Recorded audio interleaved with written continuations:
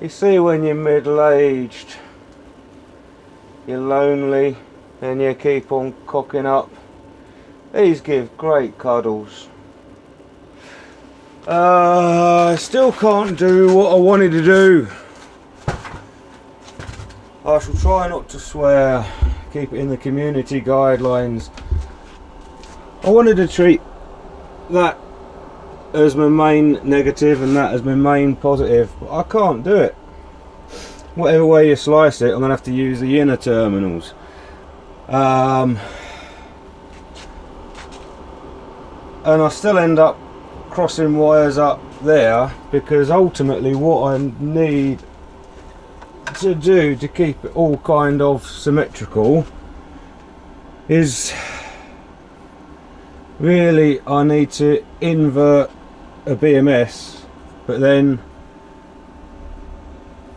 my lugs are on the wrong way up, because I do not want to put a 180 degree twist into these, because it just doesn't feel right and pretty to go 180 degrees sort of twist permanently and stress out the cables. So really, ideally, I'll have to turn the cells around again, but I'm losing the will to live and I just want to get running and operational. So for the moment I'm just going to ignore things, because I do definitely want a Victron Smart Shunt. So this side of the bus bars is going to be rewired and rejigged, because of the Smart Shunt, because when I've got multiple sources of charging, i.e. that inverter, that AC coupled grid tied inverter, plus probably on that wall wind turbine charge controller, so I'll have 3 or 4 devices all charging and giving different amounts, or like recording different amounts on display screens of what. So I'll be one point of truth, as Andy calls it on the off-grid garage, one reference point, a smart shunt. That way I can interrogate charge controllers and inverters separately, but overall I know what has come in and what has gone out over all of the systems. So a smart shunt is inevitable, so that will be that. So temporarily just 4 slices of plasterboard and a Volkswagen and zip ties. I need to get some M4 studding, and I'll go through that properly with some M4 studding and a couple of plates to clamp it on, and probably another couple of crossbar pieces to do it properly. So that'll be a quick Amazon order, but it doesn't get in the way of me wiring things up and getting operational, so fuck it, it'll do. Here we go. And she's gonna go a little like so. Fucking leave that. Almost professional looking. Yeah, maybe. So yeah, it's just feed the wires in, sort of out, little light loop, and return and in to the JKBMS. And then what I'm probably going to do, if we can see, is from that terminal there, for the JKBMS, is I'm probably going to drop down a no, I won't, hang on a minute, I'm going to make my life a bit easier. I'm going to come to this, from this battery to this breaker, because then that's a nice straight run, but I'm going to come down from that terminal, yeah, fuck's sake, I'm going to come down from that terminal with a wee bit of bus bar, so that it's just a half a turn onto it, which is back there, and then half a turn onto the other face of it, just back there, because all of that depth is fresh air. The terminals are actually back there, so that would be. Oh, there's my bum on the Black & Decker work, mate. Oh, right up the bum. So yeah, if you've got OCD, that's going to really upset people in the comments. I'm going to go from that battery, nice straight run, into that breaker. That battery, nice straight run, into that breaker. And then over to the buses. So, eat, sleep, repeat. So, it's not bad at all, I don't think. I'm really quiet.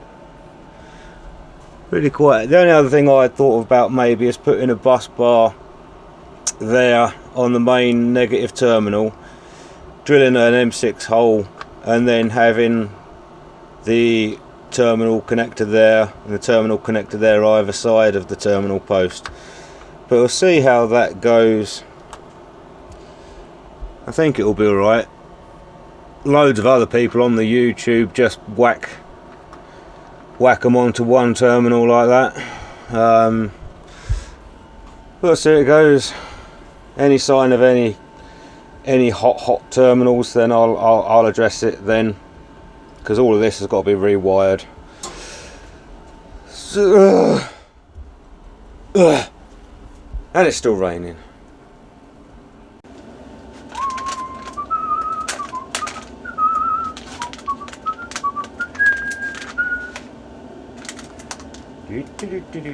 Fucking awkward puppets, man.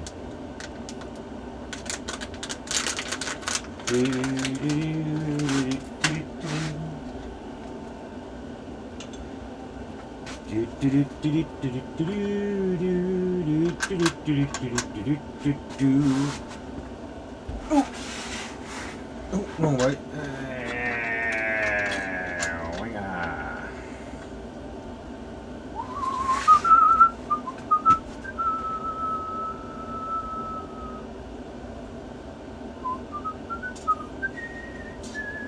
Should be number 5, number 5.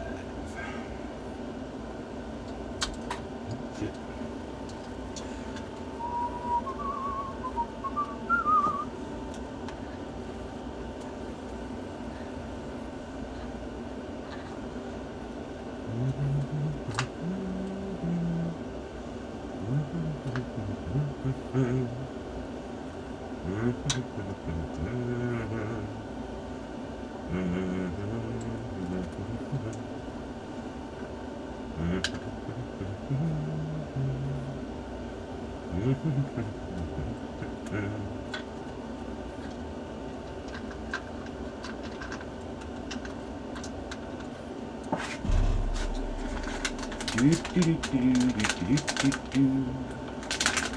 Oh, balls.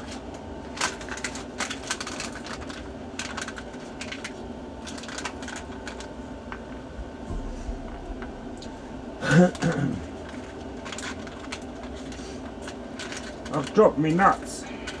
Oh, nuts. Oh, me nuts.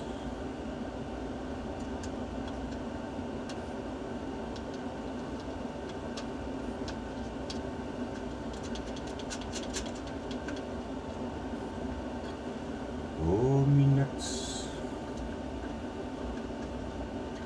Are you bored yet?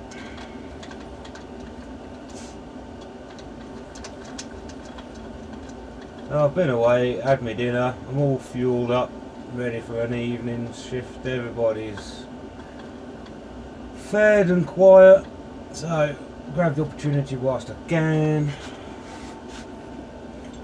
Talky range, talky talky talky, happy too. Talk that things you like to do.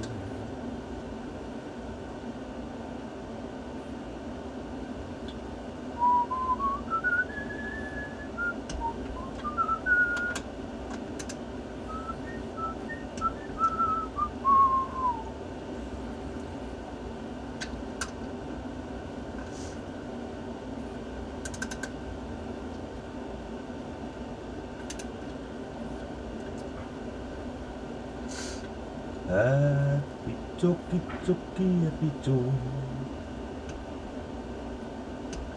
Lovely jubbly. So that's number 5 done.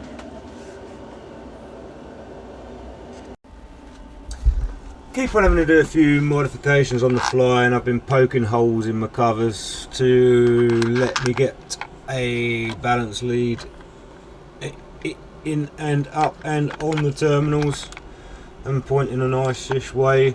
The acid test is number 9 gonna fit? Right, so here we go. There might be swearing.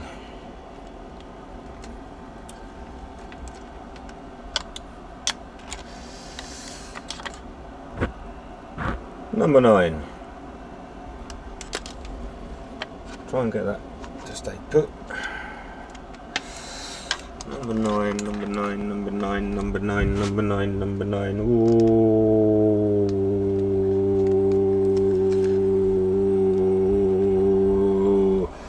Tight as a duck's sauce. Tight as a duck's sauce, but I think it's achievable. And then the other ones will come off of it. Might be able to get a little bit of extra play that way, just a few millimeters, just to try and doodah day. And I might where my entrance hole for the balance leads is up the arse of it, or up one end of it. I'll probably go in, so it'll be another slot on the side there. And then I've got side access at a slight diagonal, so one lead out of God knows how many just going diagonally. I'll be quite happy with that for now.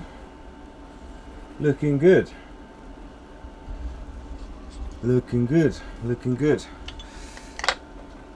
The other good reason why, look at that, look at that.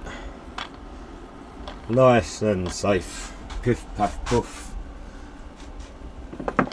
Piff paff puff. So there's any flying swarf and flying tools and things like that, hopefully, fingers crossed, I'll be a bit more protected. And the same as I've used a terminal cover for there, and I've poked access holes in there for the main leads. Whether or not I use, I've got another cover plate to go on top of there, but obviously like this, you'll still allow a bit of air circulation and a bit of heat to radiate off, whereas if I cover it, it'll trap it in. Especially at the moment where I'm going to be fucking about, I'll just leave the covers off for the moment, and then I can give things a good old fondle as we're going. But the main purpose of the job is if there's any chunks of metal come flying this way, spanners, tools, or chunks out of the lathe, because every now and again it spits a bit out, they're going to be quite well protected. That's enough of that.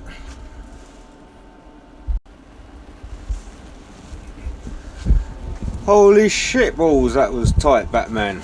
The old JK BMS balance leads only just for the furthest away one, that nearly made me cry. The old JK BMS, I don't give you much slack to play with on the old balance leads, because if you was to have them all in one line, you're buggered. But anyway,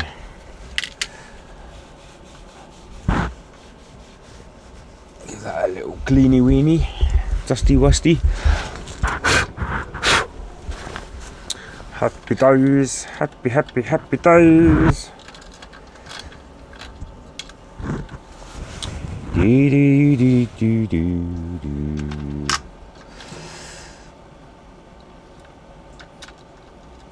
And in there like so.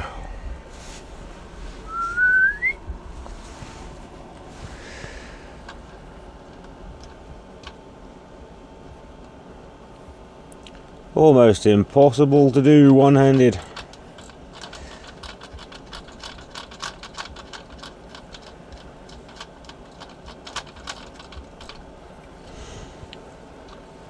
Any narrower on the old bus bar covers and I would have been in trouble with my chubby fingers.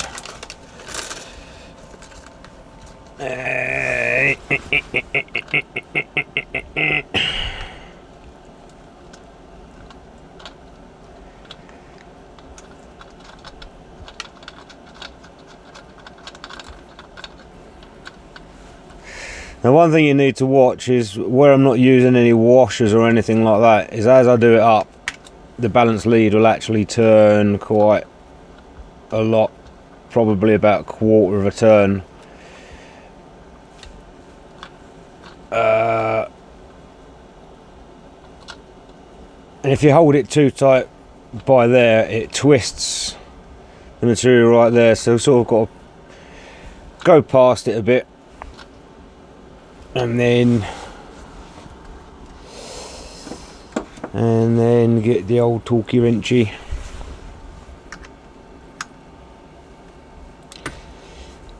No, I don't put you down. I'm going to put you down, otherwise it will end in tears. Oh, the line caller. Oh, wrong way.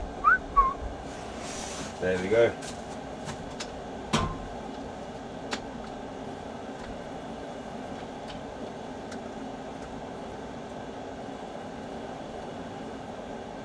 I'll get to about there and then I'll let it go, otherwise it will just twist it.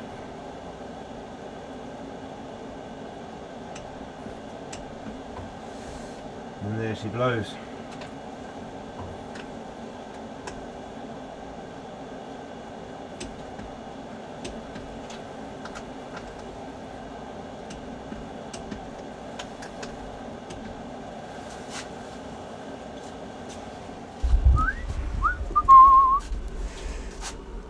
Tickety boo.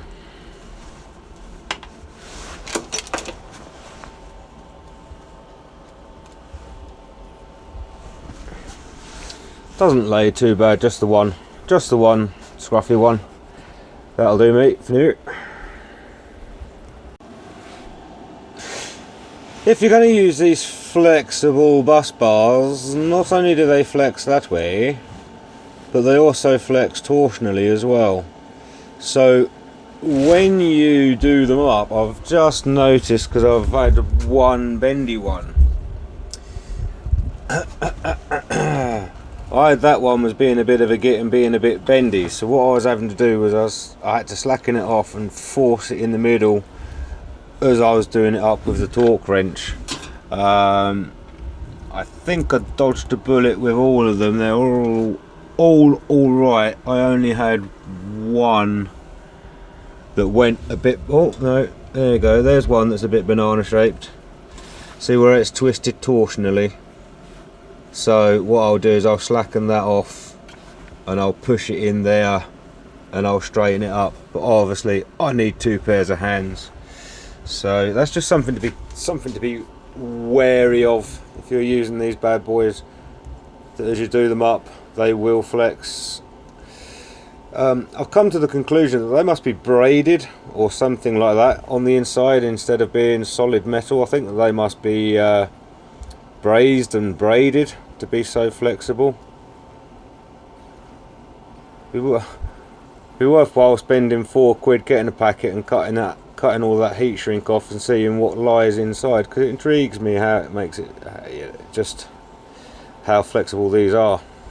Anyway, nearly there. Looking good so far. Quite chuffed. I'll try and show you on this one. You're perched precariously. I think you can see that. So what I'm meaning is to stop it doing that when I tighten the studs at each end. What I'm having to do is put pressure in the middle,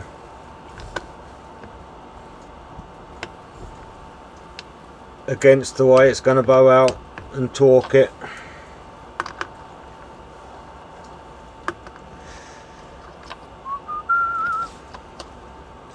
Same again.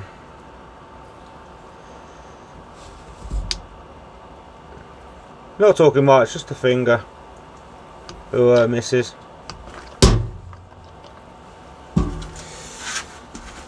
and that way it stays nice and straight. So every day's a school day. Dun dun dun! Happy with that. Happy. It's not too bad a spaghetti junction, really. It's not that bad a bird's nest of cables. The only ones that I've got left are 16 balance lead and voltage sensing lead off of the main positive. So really happy with how this one's come out. It's all like quite nice and neat and tidy. So I'll move on to number 2.